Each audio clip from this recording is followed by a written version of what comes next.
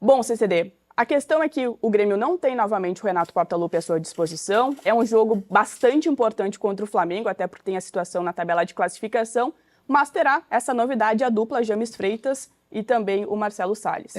Eu acho o assunto afastamento, tá? A gente precisa tratar com muito cuidado e com muito respeito com todas as partes. Primeiro, tem uma suposta vítima e isso precisa ser investigado. Isso não está no âmbito do esporte, isso não está no âmbito do Grêmio. Então faz muito bem um Grêmio em, primeiro, tirar de cena o profissional que está envolvido com isso. Tu está condenando... Não estou condenando ninguém, pelo contrário. Eu quero é que se faça toda e qualquer investigação da maneira como está sendo feita, tem medida protetiva, tem uma investigação correndo numa delegacia de polícia. O assunto não está na editoria do esporte e o Grêmio não pode fazer parte disso.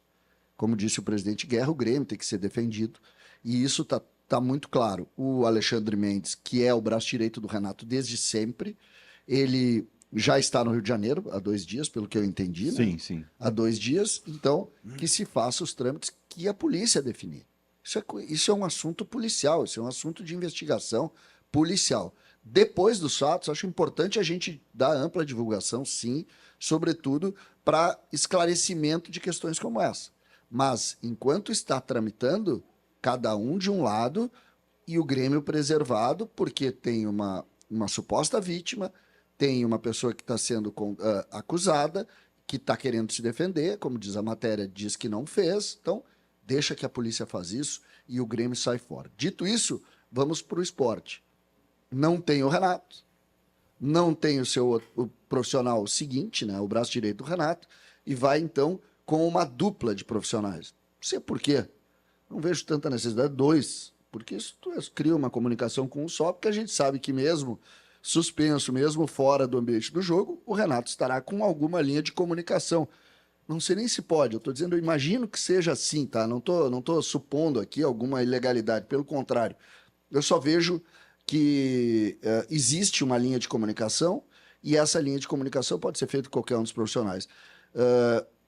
O prejuízo é sem o Renato, não é sem o Alexandre Mendes. Então, o prejuízo já estava definido, independente do afastamento ou não, e vida que segue, e o Grêmio tem uma tarefa muito difícil pela frente, que é fazer pontos contra o Flamengo para não viver essa sombra que está vivendo da segunda divisão.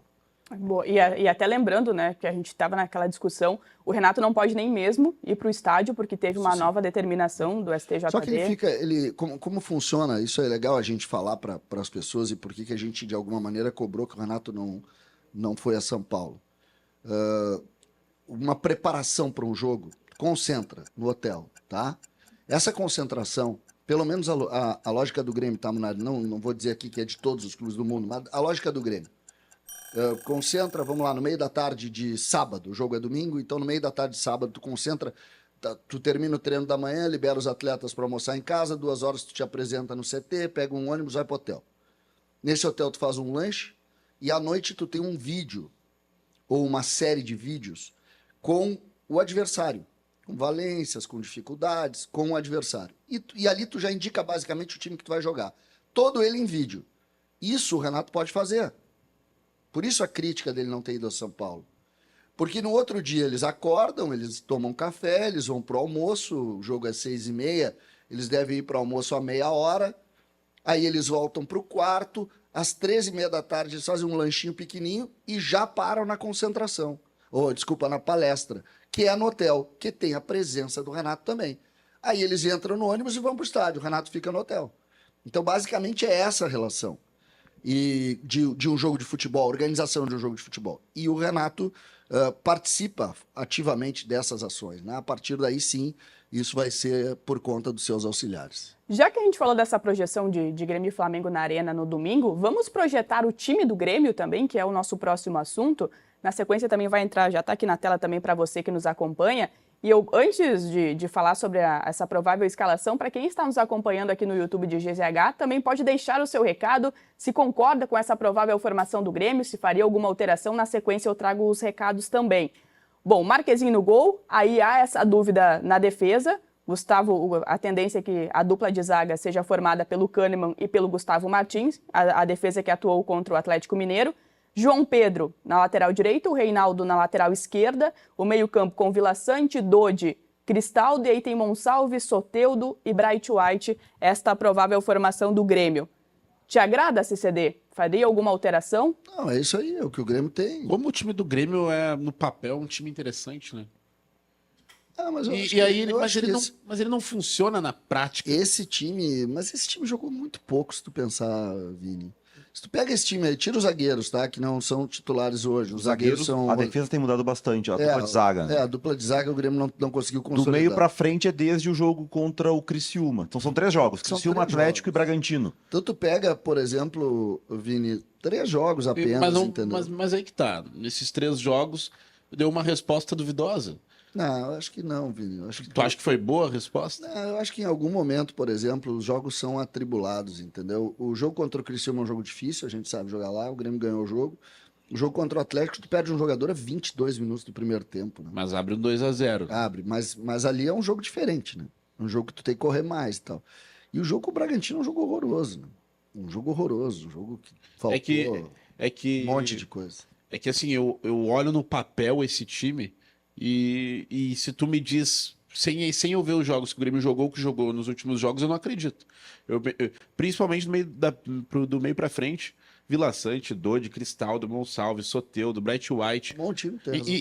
E mesmo que jogando juntos ali, tem peças que individualmente também a gente espera mais. Né? Eu não digo nem necessariamente esse conjunto de 11, mas só o Cristaldo, por exemplo, é um jogador que a gente espera dele algo diferente dentro do jogo. Né? O Vila Sante também. Vila Sante é protagonista no Grêmio há algum tempo. E o Dodi se afirmando, né? Colocando o PP na reserva. Exato. Bem legal. Tá muito boa a conversa, só que tá 40 graus no estúdio, vou ligar o ar. Vai lá, CCD, vai lá. Sentiu o calor. O homem tá agitado, Vem cá com a sua careca, passa aí. Falando sério, né? Tá quente. Cara, nos botar numa sauna. Tá, agora tá agradável pra mim. Sei que tu tá destemperado, né? Tomou Tá bem, a água da bateria ontem. Tá, peraí. Vai lá, careca. Peraí. Liga pra nós ali. Não, esse é o botão da rádio. Calma. Não vai tirar o programa do ar. Esse é o botão do programa no ar. Não vai desligar a luz. Ligou? Mas... Vem cá. Tá bem, tá maravilhoso. O Munari tá tentando falar sério aqui. Tá. Não, pode ir. Não deu uma palavra no programa? Tá bem. Não deixou. Já percebeu que, Senta lá, já percebeu que o Munari, ele tá... Só o cartãozinho, vamos lá. Não deixou ainda eu falar. O Munari tá estático no programa. Tô bem servida. Tô me Não era recuperando. bem isso aqui, mas... Eu tô me recuperando ainda. Para as 10h03 da manhã tá bom. Sobre esse time do Grêmio, tá? Eu acho que tem um encaixe nesse time que é um problema, que esse time falta velocidade. Coisa querida. Porque quando tu tem Cristaldo e Monsalve, tu tem 2 meias, 2 caras de qualidade de passe, de aproximação. Tu tem o Soteldo, que é um cara que ele não é veloz. Tá, te senta lá, CCD. Ele é bom driblador, mas ele não é veloz. Né? Os teus laterais não têm velocidade e os teus volantes, nenhum deles é o cara da ultrapassagem. Né? Então, assim, eu acho que esse é um time que ele depende muito de ter a bola, de aproximar. Para um jogo em casa, talvez não faça tanta falta, mas eu acho que falta isso pro Grêmio, assim. Uma hora que tu tem que esticar uma bola. É confortável para quem vai marcar o Grêmio, por exemplo, como o Bragantino fez, adiantar a defesa. Porque tu não tem uma bola em profundidade. Porque não tem ninguém veloz na frente do Grêmio. Então acho que isso é um problema para esse time, a questão de encaixe desses jogadores. Esse ponto é legal falar, porque o cara diz assim, mas não tem nenhum veloz. Aí tu olha o torcedor, a primeira coisa que ele diz é o seguinte, como assim? Tem o Soteldo, que é uma bala de rápido. O Soteldo é um jogador e realmente ele é muito rápido, naquele tiro de 10 metros, de 5 metros. E realmente ele é muito rápido. No 1 contra 1 com a bola parada, talvez seja um dos jogadores mais rápidos. Ele é impressionante. É impressionante a velocidade esse primeiro. Só que ele não é um jogador de tiros longos, ele não é um jogador de 30 metros, não é um jogador daquele... Vou dar um exemplo de um jogador que é assim, o Gustavo Nunes era assim. O Gustavo Nunes era um cara do contra-ataque longo, sabe? Um jogador do Inter. Wesley do Inter, o jogador, Wesley. O Valência, especialmente. Sim, mas eu acho o Soteldo um jogador de decisões pouco... O Soteldo um jogador de decisões pouco inteligentes. Chamasse de burro, rapaz. Não. E também eu faço a minha culpa aqui. Se ele fosse veloz e driblasse e fizesse gol, Ele ia ser jogador do Real Madrid hoje. Ele tá no Barcelona jogando a Champions League. Ele realmente é muito talentoso nesse jogo curto. Mas- Eu concordo contigo, ele às vezes prende mais a bola. Ele prende, ele dá o passe no momento errado, ou ele não dá o passe, né? Ele chama o jogo muito pra ele em alguns momentos. E aí isso prejudica o time. Ou é aquele jogador que às vezes dá raiva quando tu tá vendo o jogo, e daí tu toca essa bola em profundidade pro Tem centroavante, ele muita não raiva toca. também. Que Te irrita bastante, né? Muita raiva. Ele às vezes, quando ele prende muito a bola, eu enlouqueço. Eu enlouqueço. Perco o cabelo. Eu tô olhando Quem aqui. te enlouqueceu mais, Soteldo ou Ferreirinha? Ah, não, isso não dá pra comparar. Não dá. É, que o Ferreira- Soteldo é mais Tá, jogador. vamos lá, O pra gente Ferreira, fechar. o Ferreira não tá preocupado com o resultado do jogo. Com essa resposta a gente fecha. Vou aproveitar para trazer também a participação da nossa audiência aqui no YouTube de GZH. O Matheus Mioli, cadê o Vaguinha trabalhando no feriado? O Vaguinha conseguiu a Lili, né? Coincidências da vida, né? liberdade Vaguinha pra tá de não ressaca trabalhar do hoje. aniversário, não deve ter acordado ainda. O Fábio Souza coloca aqui, já nem sei se é prejuízo sem o Renato. Quando ele tá, só faz besteira, opinião do nosso telespectador aqui.